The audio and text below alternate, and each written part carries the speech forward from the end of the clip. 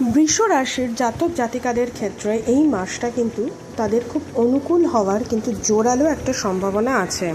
কারণ এই মাসটিতে আর্থিকভাবে এটা কিন্তু অনুকূল থাকবে, মানে আপনার ব্যয়টা যেটা হবে সেটা কিন্তু নিয়ন্ত্রণে থাকবে এবং আয়ের একটি ভালো বৃদ্ধি কিন্তু দেখতে পাবেন। আর স্বাস্থ্যের দিক থেকে আপনাকে একটু সতর্ক থাকতে হবে, কারণ আপনার স্বাস্থ্য দুর্বল হয়ে যেতে পারে।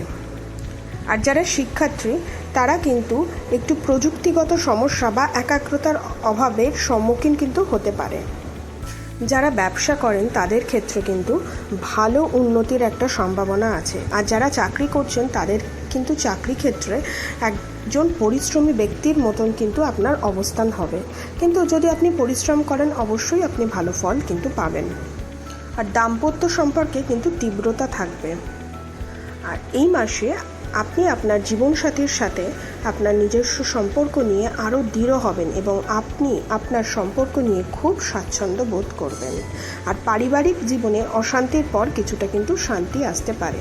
আর এই মাসে আপনি ভাই বোনদের কাছ থেকে সমর্থন পাবেন, মানে আপনার পাশে থাকবে তারা, এবং বন্ধুদের সহযোগিতাতেও কিন্তু অনেকে কাজে সফলতা পেতে পারেন।